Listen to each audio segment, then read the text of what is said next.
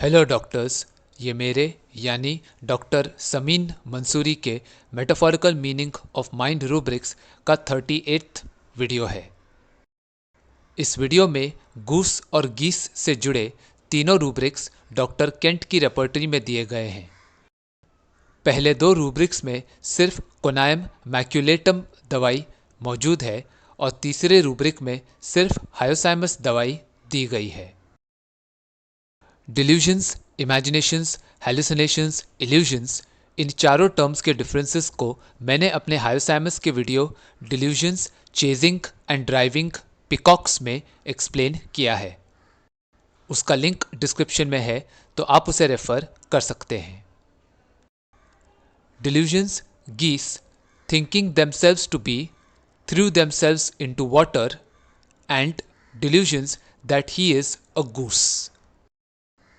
Goose या गीस, इस शब्द का मतलब है हंस या बतख जैसे दिखने वाला पक्षी। गूस शब्द सिंगुलर मतलब एक हंस के लिए यूज किया जाता है, जबकि गीस शब्द प्लूरल यानी एक से ज्यादा हंसों के लिए इस्तेमाल किया जाता है। गूस या हंस एक ऐसा पक्षी होता है जो हमेशा जोड़ी में मतलब अपने पार्टनर के साथ रहना पसंद करता है। इसलिए जब हंसिनी यानी फीमेल गूस की मौत होती है, तब हंस मतलब मेल गूस बिल्कुल अकेला हो जाता है और वाइस वर्सा। इसलिए अपने साथी की मृत्यु हो जाने पर जो पक्षी जिंदा रहता है वो अक्सर अपने पार्टनर की याद में आत्महत्या करने की कोशिश करता है।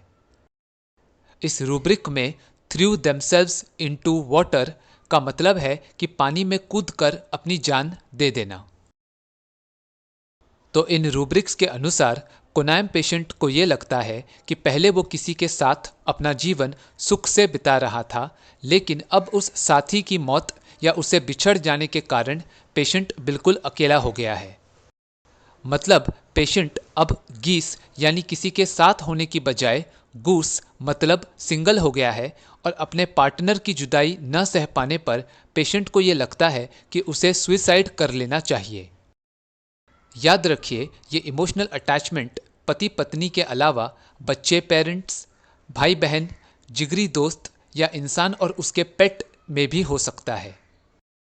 इसलिए अगर पेशेंट को ये लगे कि उसके सोलमेट के चले जाने पर वो बिल्कुल अकेला हो गया है और अब पेशेंट को आत्महत्या कर लेना चाहिए, तो भी हम इन रूब्रिक्स को कंसिडर कर सकते हैं।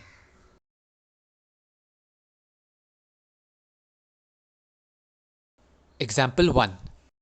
75 साल का मेल पेशेंट अपने बेटे के साथ आया, लेकिन पेशेंट ने कुछ नहीं कहा, बस उदासी भरे चेहरे के साथ चुपचाप बैठ गए। उनके बेटे ने बताया कि पेशेंट को हाई बीपी की तकलीफ है और 3 एंटी हाइपरटेंसिव मेडिसिन के बावजूद पेशेंट का ब्लड प्रेशर कंट्रोल में नहीं आ रहा था, इसलिए ये केस रेजिस्टेंट हाइपरटेंशन का है। जब डॉक्टर ने पेशेंट से सवाल किए, तब भी पेशेंट चुपचाप बैठा रहा। बेटे ने बताया, डॉक्टर, ये ऐसे ही सारा दिन घर में अकेले गुमसुम बैठे रहते हैं। हम इनके कमरे में खाना और दवा लाकर देते हैं, लेकिन ये बोलते हैं तुम लोग इसे टेबल पर रख दो, मैं बाद में खा लूँगा। 4 घंटे बाद हम लोगों ने देखा कि खाने की प्लेट और दवाई वैसी ही पड़ी है, यानी ये कहते हैं कि भोजन कर लूँगा लेकिन खाते नहीं। ज़बरदस्ती करने पर बोलते हैं हाँ भाई हाँ, मैं खा लूँगा, प्रॉमिस, बस। ऐसा बोलकर ये हमें चुप कराते हैं, लेकिन फिर से वही हाल, ना ठीक से खाना खाते हैं और ना दवा लेते हैं। बस कहते रहते हैं इस बार पक्का दवा खा लूँगा, इस बार ज़रूर भोजन कर लूँगा। ये अपनी सेहत के प्रति लापरवाह हो गए हैं और इसलिए हमें इनकी चिंता हो रही है। जब हम इन्हें खाना और दवा लेने पर जोर देते हैं, तब ये हमसे झगड़ा करने लगते हैं कि तुम लोग मुझे परेशान क्यों कर रहे हो। ये बोलने के कुछ देर बाद वो फिर से वही रोनी सूरत लिए चुपचाप बैठ जाते हैं। डैड की सारी प्रॉब्लम्स मेरी मम्मी की डेथ के बाद बढ़ गई। ये सुनकर डॉक्टर ने बेटे को कैबिन के बाहर वेट करने के लिए कहा और पेशेंट से केस टेकिंग शुरू किया। फाइनली पेशेंट बोला, डॉक्टर, मैं मेरी बीवी को बहुत चाहता था। जब तक वो जिंदा थी तब तक हमारी लाइफ में कोई प्रॉब्लम नहीं थी। हम शादी के समय से ही एक दूसरे के साथ थे और हमने हर अच्छे बुरे वक्त का सामना मिलजुल कर किया। लेकिन 2 साल पहले एक कार एक्सीडेंट ने सब कुछ खत्म कर दिया, क्योंकि उसमें मैं तो बच गया लेकिन मेरी वाइफ की मौत हो गई। काश मैं भी अपनी बीवी के साथ मर गया होता तो कितना अच्छा होता। इसलिए अब मैंने एक टाइम का खाना भी बंद कर दिया है। वो तो परिवार वाले जिद करते हैं तो फिर उनके सामने ज़बरदस्ती खाना और दवा लेना पड़ता है, जबकि उसमें भी मेरी उनसे बहस हो जाती है। बस मन में यही आता है कि किसी तरह मैं भी मर जाऊं। आप ही बताइए डॉक्टर साहब, जब पत्नी के साथ मेरा रिश्ता इतना गहरा था तो अब उसके बिना जिंदा रहना मेरे लिए कितना मुश्किल हो गया होगा। ऐसे में तो मृत्यु ही एकमात्र उपाय है ना। एक्चुअली डॉक्टर, हम दोनों मियाँ बीवी ने गवर्नमेंट को यूथनेसिया द्वारा मौत दिए जाने के लिए पत्र भी लिखा था। ये 3 साल पहले की बात है और उस वक्त मेरा बीपी दवा लेने से कंट्रोल में आ गया था। मैं और मेरी वाइफ ये पहले से जानते थे कि हम दोनों का एक दूसरे के बगैर अकेले जिंदा रहना बहुत मुश्किल हो जाएगा। इसलिए हमने अपनी लाइफ एंड करने की परमिशन मांगी, लेकिन गवर्नमेंट ने इस बात से मना कर दिया। मुझे तो ये भी मालूम था कि मेरी वाइफ की डेथ अननेचुरल होगी, यानी उसकी मौत बीमारी से नहीं बल्कि किसी और कारण से होगी। मैं परमात्मा को बहुत मानता हूँ और उन्हीं की दिव्य दृष्टि से मुझे ये सब पता चला। ये बात मैंने मेरी बीवी और अपनी फैमिली दोनों को बताया भी था। मेरी भविष्यवाणी सही साबित हुई, लेकिन देखो क्या हो गया। वाइफ तो दुनिया से चली गई और मैं यहाँ अपनी जान देने की कोशिश में लगा हूँ। मैं तो यहाँ आपसे दवा लेने आना भी नहीं चाहता था, लेकिन मेरा बेटा मुझे आपके पास ज़बरदस्ती लेकर आया। यहाँ आते समय भी मैं इस बात को लेकर मेरे बेटे से झगड़ा कर रहा था, लेकिन आपके सामने फिर से मैं बहुत लो फील करने लगा और इसलिए चुपचाप बैठा रहा। मैंने तो अपने बीपी की दवा लेना भी बंद कर दिया है और अक्सर झगड़ा करता रहता हूँ ताकि मेरा बीपी इतना ज़्यादा हो जाए कि उसी के कारण मैं मर जाऊँ। लेकिन ऐसा ना होने पर मैं फिर से मायूस हो जाता हूँ। एक बात और बता दूँ डॉक्टर, जब मेरा बेटा 10th स्टैंडर्ड में था तब मैंने उसे कहा था कि एक दिन उसे दुबई जाने का मौका मिलेगा, और कुछ महीने बाद मेरे बेटे को दुबई के बुर्ज खलीफा में काम करने का जॉब मिला। भविष्य से जुड़ी ये सारी बातें मुझे मेरे रब ने पहले ही बता दिया था। इसी तरह मैं जानता हूँ कि मेरे मरने के बाद ही मेरी बेटी की शादी होगी। फिर पेशेंट बोला, डॉक्टर, पहले तो मुझे तारीखें अच्छे से याद रहती थी, लेकिन अब मेरी याददाश्त इस मामले में बहुत कमज़ोर हो गई है। अब अगर कोई मुझसे मेरा डेट ऑफ बर्थ भी पूछता है तो मुझे अपना पैन कार्ड निकाल कर देखना पड़ता है कि मेरे जन्म की तारीख क्या है। बाकी बातें तो मुझे याद रहती हैं, लेकिन डेट्स के मामले में प्रॉब्लम्स हो रही हैं।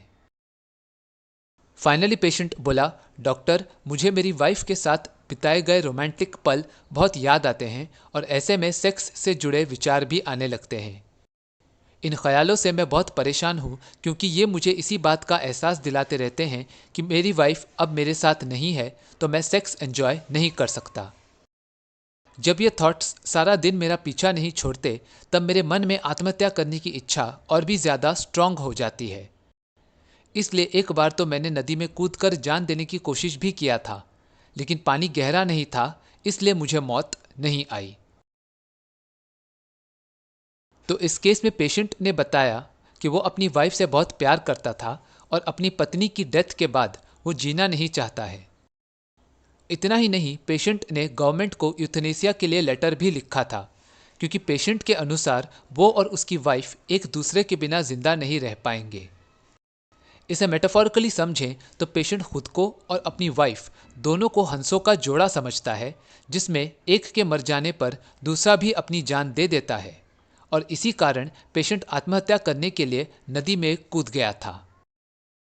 पेशेंट का सारा बिहेवियर इसी गीस वाले डिल्यूजन से रिलेटेड है। इसलिए ये रूब्रिक है, delusions, geese thinking themselves to be, throw themselves into water.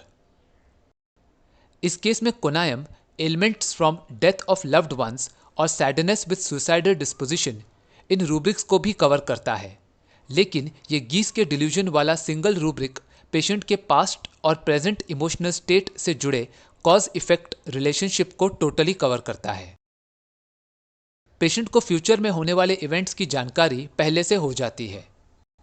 बेटे का दुबई जाना हो या वाइफ की अननेचुरल डेथ, पेशेंट को उसके रब ने ये बातें पहले ही बता दी हैं। ये प्रेडिक्शंस या भविष्यवाणियां सच साबित हुई हैं, इसलिए ये कोई डिल्यूजन नहीं है। इन सब का यही मतलब है कि पेशेंट को डिवाइन पावर द्वारा संदेश मिलते हैं और वो ये जानकारी लोगों को बताता है। इसलिए ये रूब्रिक है प्रोफेसाइंग। फैमिली मेंबर्स की बात को टालने के लिए पेशेंट झूठा वादा करता है कि वो खाना और दवा खा लेगा, लेकिन पेशेंट अपना ये वादा पूरा नहीं करता है। इसलिए ये रूब्रिक है unreliable in his promises. Patient दवा नहीं लेना चाहता ताकि वो बीमारी से मर जाए, इसलिए परिवार वालों द्वारा ज़बरदस्ती दवा खाने या डॉक्टर के पास ले जाए जाने पर पेशेंट उनसे झगड़ा करता है और थोड़े समय के बाद पेशेंट फिर से मायूस और उदास होकर चुपचाप बैठ जाता है। इस बात को पेशेंट ने भी कंफर्म किया है और ये दोनों स्टेट्स ऑल्टरनेट कर रहे हैं। इसलिए ये रूब्रिक है क्वारलसम ऑल्टरनेटिंग विथ साइलेंट डिप्रेशन। यहाँ इस बात को याद रखें कि पेशेंट का दवा न लेना, मील्स स्किप करना, झूठे वादे करना और झगड़ा करने के पीछे एक ही मकसद है और वो है आत्महत्या। पेशेंट ने बताया कि उसे तारीखें याद रखने में बहुत प्रॉब्लम हो रही है और यहाँ तक कि उसे अपना खुद का डेट ऑफ बर्थ भी याद नहीं रहता। इसलिए ये रूब्रिक है memory weakness of for dates. अपनी वाइफ के साथ बिताए गए खूबसूरत पल पेशेंट के मन में सेक्सुअल थॉट्स प्रोड्यूस करते हैं, लेकिन ये विचार पेशेंट को तकलीफ देते हैं और सुसाइड करने पर मजबूर भी करते हैं। इसलिए ये रूब्रिक है थॉट्स टॉर्मेंटिंग सेक्सुअल।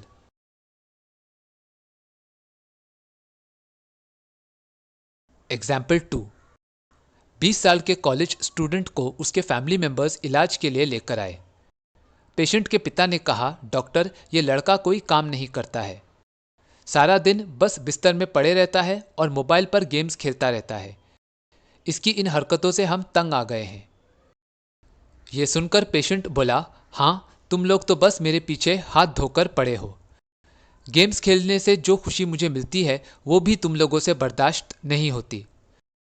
जब से दीदी अपनी शादी के बाद अमेरिका शिफ्ट हो गई है तब से मैं अकेला हो गया हूं ना, तो बस मुझे टारगेट करते रहते हो। तुम लोग तो मेरी जान लेकर ही मानोगे। इस पर पेशेंट के डैड बोले, देखा डॉक्टर, ये ऐसे जवाब देता है। मेरे बड़े बेटे की कमाई से हमारा घर चलता है, लेकिन इस नालायक को इस बात का एहसास ही नहीं है। उस दिन मेरा बड़ा बेटा घर आकर बोला कि ट्रेन पकड़ने की जल्दी में उसके पैर में मोच आ गई है और इसलिए मैंने इसे कहा कि डॉक्टर को कॉल कर। लेकिन ये इतना सुस्त कामचोर है कि फ़ोन करने की बजाय कहने लगा, इसमें डॉक्टर को कॉल करने की क्या ज़रूरत है, ज़रा सी मोच है, भाई के पैर पर बाम लगा लो, ठीक हो जाएगा। इस पर मुझे इतना गुस्सा आया कि मेरा ये आलसी बेटा डॉक्टर को फ़ोन करने जैसा मामूली काम भी नहीं करना चाहता।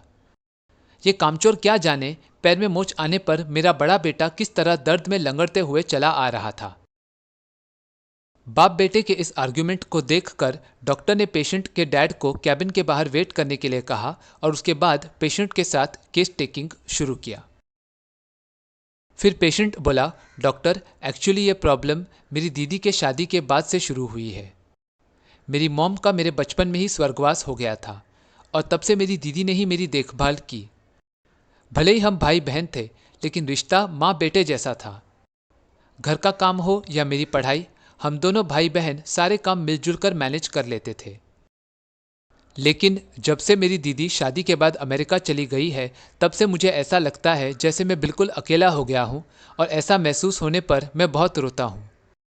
माना कि हम व्हाट्सएप पर चैटिंग और वीडियो कॉल्स के जरिए बात करते हैं, लेकिन फिर भी मुझे ऐसा लगता है कि पहले हम साथ साथ थे और अब मेरा कोई नहीं है। इसलिए अब मेरा किसी काम में मन ही नहीं लगता। गेम्स खेलकर मुझे थोड़ा अच्छा लगता है, इसलिए मैं सारा दिन स्मार्टफोन के साथ बिजी रहता हूँ। वैसे तो मैं गेम्स खेलकर पैसे कमा रहा हूँ, लेकिन मेरे परिवार को यही लगता है कि मैं तो सिर्फ अपना टाइम वेस्ट कर रहा हूँ। गेम्स में प्राइज मनी जीतने पर मैंने अपने डैड को ये बात बताई और उन्हें घर खर्च के लिए वो पैसे भी दिए, लेकिन इस पर वो बोले, तेरे जैसे सट्टेबाज और जुआरी की कमाई मुझे नहीं चाहिए। डॉक्टर, मैंने उन्हें कहा भी कि मैं लूडो, चेस और पबजी जैसे गेम्स खेलकर पैसे कमा रहा हूं, ना कि रमी से, लेकिन उन्होंने मेरी एक ना सुनी। यही पैसे बड़े भैया ने भी लेने से मना कर दिया। जब दीदी यहाँ थी तब ऐसा कुछ नहीं होता था। मैं गेम्स से जीते हुए पैसे अपनी दीदी को घर खर्च के लिए दे देता था और वो मुझे खुशी से गले लगा लेती थी। लेकिन मेरे डैड का रिएक्शन देखकर मुझे यही लगा कि मेरा यहाँ कोई नहीं है और मैं फिर से रोने लगा। इसलिए अब मुझे अपने परिवार के लोग अच्छे नहीं लगते। फिर पेशेंट बोला, अब ऐसे हालात हैं कि मेरे फैमिली वालों का मुझे बार बार कोसना मेरे सिर दर्द का कारण बन गया है और उस वक्त मैं बहुत चिड़चिड़ा हो जाता हूँ। मैंने इस प्रॉब्लम के लिए किसी डॉक्टर को नहीं बताया है, बस केमिस्ट की दुकान से कोई भी पेन किलर ले लेता हूँ और हेडेक मैनेज कर लेता हूँ। अब आपके पास यहाँ आया हूँ तो सोचा सिर दर्द के लिए भी दवा ले लेता हूँ। तो इस केस में पेशेंट के मुताबिक वो अपनी सिस्टर से बहुत इमोशनली अटैच्ड है और अब दीदी के अमेरिका में सेटल हो जाने के कारण पेशेंट खुद को बिल्कुल अकेला और तन्हा महसूस कर रहा है।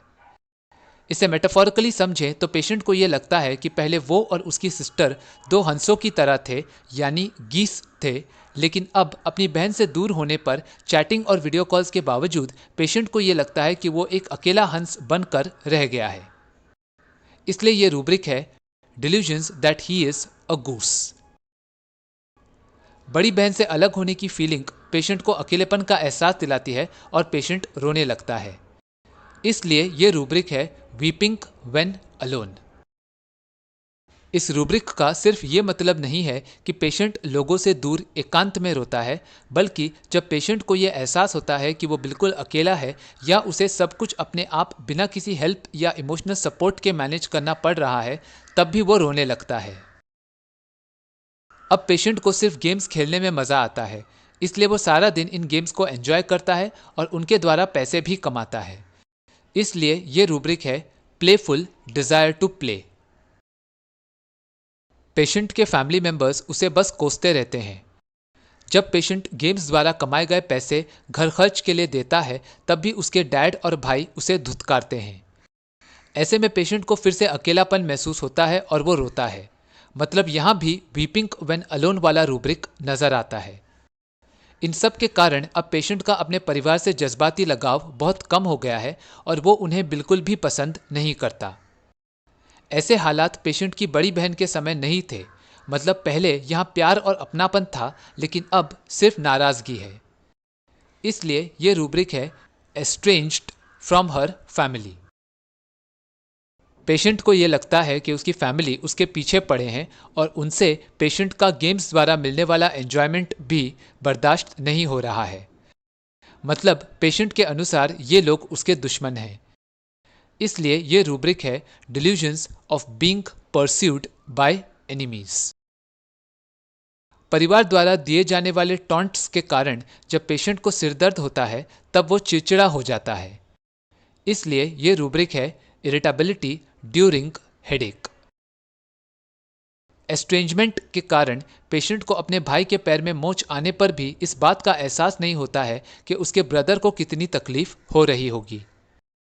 जब हमें दूसरों के दर्द या जज्बात महसूस होते हैं तब ये सिंपैथेटिक बिहेवियर कहलाता है। लेकिन पेशेंट को ऐसा कुछ खास फील नहीं होता है। डॉक्टर को फ़ोन करने के लिए कहे जाने पर भी पेशेंट आलस और सुस्ती दिखाता है, मानो वो ये काम करना ही नहीं चाहता। इसलिए पेशेंट अपने भाई की फिक्र करने के बजाय उसे सिर्फ बाम लगाने की सलाह देता है ताकि पेशेंट को डॉक्टर बुलाने का काम ना करना पड़े। इसलिए ये रूब्रिक है, अनसिंपैथेटिक फ्रॉम इंडोलेंस। अपने हेडेक के प्रॉपर ट्रीटमेंट को लेकर भी पेशेंट कुछ खास सीरियस नहीं है। वो बस पेन किलर से अपना हेडेक मैनेज कर लेता है, जबकि वक्त बेवक्त ऐसे ही दवा लेना ठीक नहीं है।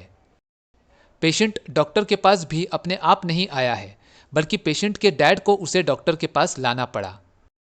अब डॉक्टर के सामने पेशेंट को सिरदर्द के लिए दवा लेने का विचार आता है, वरना वो इस प्रॉब्लम के बारे में बॉदर नहीं करता।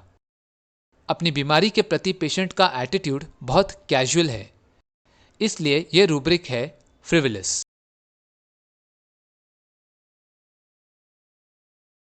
सो टू समराइज, कोनायम पेशेंट बहुत घमंडी होता है और उसमें सेक्सुअल डिज़ायर भी बहुत इंटेंस होती है। इसलिए वो हमेशा सबसे अच्छे, महंगे और ब्रांडेड क्लोथ्स पहनना पसंद करता है। इन कपड़ों को खरीदने के लिए पेशेंट बहुत फिजूल खर्ची करता है। पेशेंट बस दूसरों पर हुक्म चलाता है और अगर कोई उसे रोके या टोके तो पेशेंट यह बिल्कुल भी बर्दाश्त नहीं कर सकता और अक्सर बिना वजह किसी राह चलते इंसान को भी गालियां देना शुरू कर देता है। उसकी ठरक इतनी ज़्यादा होती है कि औरतों को देखते ही उसके मन में सेक्स करने के विचार आने लगते हैं। लेकिन जब पेशेंट को अपनी इन सेक्सुअल अर्जेस को किसी कारण सप्रेस करना पड़ता है तब वो बीमार हो जाता है। अब पेशेंट को लोगों का साथ अच्छा नहीं लगता, लेकिन वो उनके बिना अकेले भी नहीं रह पाता। पेशेंट हर 2 हफ्ते बाद बहुत लो और डिप्रेस्ड फील करने लगता है। जो पेशेंट कभी अच्छे कपड़ों का शौकीन था वो मायूस होने पर इन्हीं चीज़ों को नापसंद करने लगता है। पेशेंट को शोर या डिस्टर्बेंस बिल्कुल भी अच्छा नहीं लगता, बल्कि वो सिर्फ सुकून चाहता है ताकि उसे आराम मिले और वो अपनी एनर्जीज रीगेन कर सके। Haughty likes to wear his best clothes, extravagance, dictatorial, abusive towards a person in the street, male, sexual excitement provoked by presence of women, ailments from celibacy and continence, company aversion to yet dreads being alone, sadness periodical every 14 days, dressing averse to in melancholia, and quiet wants to be, desires repose and tranquility. Ailments from celibacy और ailments from continence, इन दोनों rubrics के differences को मैंने अपने fluoric acid वाले video fearlessness during menses में explain किया है। उसका लिंक डिस्क्रिप्शन में है, तो आप उसे रेफर कर सकते हैं। अब हायोसैमस के रूब्रिक डिल्यूजन सीज गीस को समझते हैं। इस रूब्रिक में गीस गूस वर्ड का प्लूरल है और उसके 3 मतलब हैं।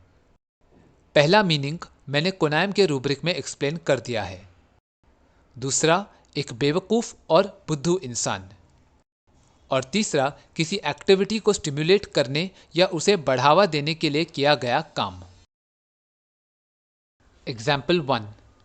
पेशेंट बोला, डॉक्टर, मेरा दोस्त मुझे अक्सर कहता है कि बस एक बार मेरे डॉक्टर से इलाज करवा तो सही। वो तो 1 महीने में ही तेरे ब्लड प्रेशर कम करने की दवा से छुटकारा दिला सकते हैं और मेरे साथ चलेगा तो तुझे 50% डिस्काउंट भी मिलेगा। अब मैं जानता हूँ कि मेरा दोस्त जिद इसलिए कर रहा है ताकि मैं उसके डॉक्टर से ट्रीटमेंट लेना शुरू कर दूँ, और हो सकता है कि उनकी दवा से ऐसा हो भी जाए, लेकिन मैं यकीन कैसे करूँ? जो भी दवा मैं ले रहा हूँ उससे मैं अपनी बीमारी को मैनेज तो कर पा रहा हूँ। पता चला उस नए डॉक्टर ने मेरी बीपी की दवा बंद कर दिया और मेरी तबीयत बिगड़ गई। इसलिए मैं अपने बीपी की दवा कंटिन्यू करना चाहता हूँ। इसी तरह टीवी पर मेडिसिन की एड्स देखकर मुझे ये लगता है कि इनसे मेरी इम्यूनिटी बूस्ट हो जाएगी, लेकिन जब इन्हीं दवाइयों से कोई हेल्थ बेनिफिट्स नहीं मिलता तब मुझे रियलाइज़ होता है कि इन मेडिसिन को इम्यूनिटी बूस्टर समझना मेरी भूल थी। तो यहाँ पेशेंट का फ्रेंड उसे अपने डॉक्टर से ट्रीटमेंट लेने के लिए उकसा रहा है। पेशेंट को अपने दोस्त की एनकरेज और स्टिमुलेट करने वाली बातें गूस या गीस जैसी लगती हैं, लेकिन पेशेंट को इस बात का डर है कि कहीं नया ट्रीटमेंट शुरू करने पर लेने के देने ना पड़ जाए, यानी बिट्रेयल का डर सताता है। इसलिए पेशेंट अपनी बीपी की मेडिसिन को छोड़ना नहीं चाहता, यानी जो दवा पेशेंट के लिए बेड की तरह कंफर्ट प्रोवाइड कर रही है उसे वो कंटिन्यू करना चाहता है। इसी तरह टीवी पर मेडिसिन की एड्स को देखकर पेशेंट उन्हें इम्यूनिटी को बेहतर बनाने वाली दवा समझता है, यानी पेशेंट के अनुसार ये भी गीस है। लेकिन उन मेडिसिन से बेनिफिट्स न मिलने पर पेशेंट को अपनी गलत सोच का एहसास होता है। इसलिए इस हायोसैमस पेशेंट के 3 रूब्रिक्स हैं: delusions, sees geese, fear of being betrayed, and bed desires to remain in. Example 2। Patient बोला, डॉक्टर, ये इंस्टाग्राम के निब्बा निब्बी सब लैला मजनू बने फिरते हैं और इतने बेवकूफ़ हैं कि क्या बताऊं। लैला के मरने पर मजनू ने जान दे दी तो ये भी खुद को उन्हीं की तरह समझते हैं। बल्कि अब तो ऐसा हाल है कि पार्टनर ने रिजेक्ट कर दिया और रिश्ता ख़त्म हो गया तो बस सुसाइड कमिट करते हैं। इन्हें थोड़ी भी अक्ल नहीं है कि ठीक है, एक रिलेशनशिप फेल हो गया तो क्या हुआ, दूसरा रिश्ता बनाने की कोशिश तो करो। लेकिन नहीं। यहाँ हायोसैमस पेशेंट को लोग कोनाम वाले गूस और गीस की तरह बिहेव करने वाले पक्षी नजर आते हैं। इतना ही नहीं, पेशेंट इस तरह प्यार में जान देने वाले व्यक्ति और लोगों को गूस या गीस की तरह इनकॉम्पिटेंट फूल्स समझता है। तो जहां कोनाम पेशेंट खुद को गूस समझने की गलती करता है, वहीं हायोसैमस पेशेंट को दूसरे लोग उनकी बातों या बर्ताव के जरिए गीस नजर आते हैं। तो मुझे उम्मीद है कि आपको इन रूब्रिक्स के द्वारा कोनाम मैक्यूलेटम और हायोसैमस ये दोनों दवाइयां समझ आई होंगी। अगर ये वीडियो पसंद आया तो उसे लाइक और शेयर करें और मेरे इस YouTube चैनल को सब्सक्राइब करें। वीडियो या होम्योपैथी से जुड़े आपके कोई भी सवाल हो या आप फीडबैक देना चाहें तो मुझे कमेंट्स में बताएं। मैं आपके सवालों का जवाब देने की पूरी कोशिश करूंगा। Thank you for watching.